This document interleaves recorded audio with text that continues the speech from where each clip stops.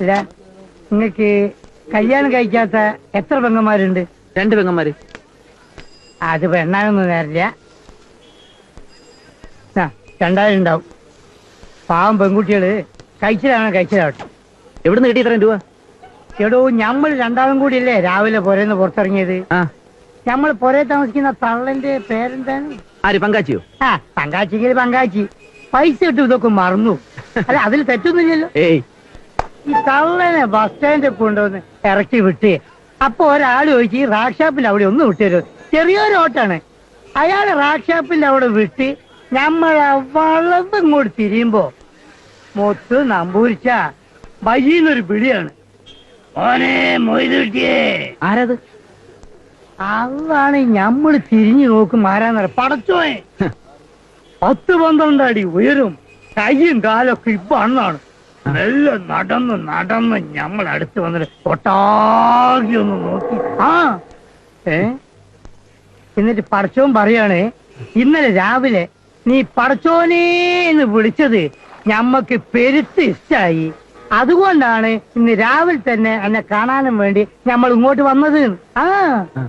പടച്ചോൻ ആകാശത്തേക്ക് കൈ പൊന്തിച്ചപ്പോ ഈ പടച്ചോന്റെ കയ്യിൽ ഈ ബാഗ്. ഇത് ഞമ്മളെ കയ്യിൽ തന്നിട്ട് പറഞ്ഞ് പറയാ ഇഷ്ടംപോലെ കോഴി ബിരിയാണി വേവിച്ചിട്ട് ചാകടാന്ന്. രണ്ടാമത് ആലോചിക്കാനുള്ള സമയം നമ്മൾ പടച്ചോന് കൊടുത്തത്. ഇത് 2000 ഉണ്ടാവും. അല്ല ഇതെന്താ എത്ര കാണാൻ കള്ളനോട്ടാ? പടച്ചോ ഞമ്മള് ചാമ്പിയോ? അല്ല ഹാജി മൊയ്തൂന് എവിടുന്ന് കിട്ടി ഇത്രയും രൂപ? അത് മോനെ കൈ പിടിച്ച് ഓടിക്കില്ലെന്ന്. ആക്സിഡന്റ് കൊടുക്കുന്ന കൈ എവിടുന്ന് കിട്ടിയെന്ന് ചോദിച്ചപ്പോ അത് പടച്ചോ. പടച്ചോനാ? രാവിലെ തന്നെ പടച്ചോനും ഭാര്യയും കുട്ടികളും. പടച്ചോനും ഭാര്യയും കുട്ടികളോ? ഫുൾ ഫാമിലി ആയിട്ട് നമ്മൾ ഓട്ടോറിക്ഷ കയറി. എന്നിട്ട് ഈ ബാഗ് ആയി തന്നാ? എന്നിട്ട് ഈ രൂപ എടുത്തോളാൻ പറഞ്ഞു. ബാഗ് എടുക്കില്ല നീ. കല്യാണം കഴിച്ച കർത്താവായ യേശു ക്രിസ്തുവിന് സ്തുതി. ചാക്കോ കുഞ്ചറിയ, ചെറിയ തോട്ടത്തിൽ ബംഗ്ലാവ്, പന്നിയങ്കര, കോഴിക്കോട്. ഇത് പടച്ചോന്റെ അഡ്രസ്സാ? അതിപ്പോ ഞമ്മക്ക് എങ്ങനെ അറിയാം? എന്റെ മകൾ കുഞ്ഞുമകളും തിരുവല്ല പുത്തംപുരയ്ക്കൽ ബംഗ്ലാവിൽ. വാ വാ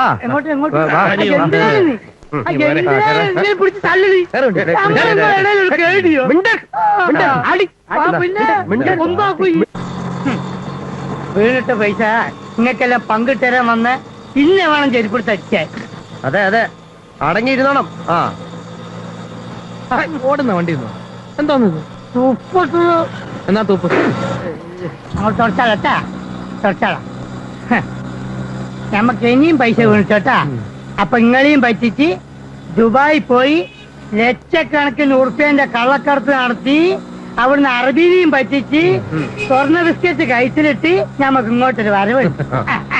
അപ്പൊ ഇങ്ങളെ കഴിഞ്ഞിട്ടാ അറിയാം, ഓട്ടോറിച്ച് ഓട്ടിച്ച് ക്ലച്ചും പോയി ബ്രേക്കും പോയി ക്ഷയം പിടിച്ച് പിച്ചക്കാരമാര് ചികിത്സിക്കാൻ പൈസ ഇല്ലാന്ന് ഇങ്ങനെ നിൽക്കുമ്പോണ് ഞമ്മളെ വരവ്. അപ്പൊ മൊയ്തുട്ടിക്ക ഒരു ബിസ്ക്കറ്റ് തരിക. അപ്പൊ ഞാൻ ബിസ്ക്കറ്റ് തരുന്നേട്ടാ. എന്ത് ബിസ്ക്കറ്റ് തരുന്നറിയാം? പട്ടിക്ക് കൊടുക്കുന്ന ബിസ്ക്കറ്റ്. അത് തന്നെ താനങ്ങ് തിന്നോണ്ടാ മതി കേട്ടാ.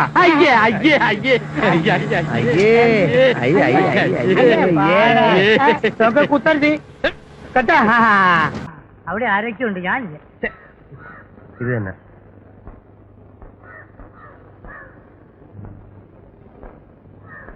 ചെറിയ തോട്ടത്തിൽ ബംഗ്ലാവ് ഇതാണോ? ഇത് തന്നെ. എന്ത് വേണം? ഞങ്ങൾക്കൊന്നും വേണ്ട.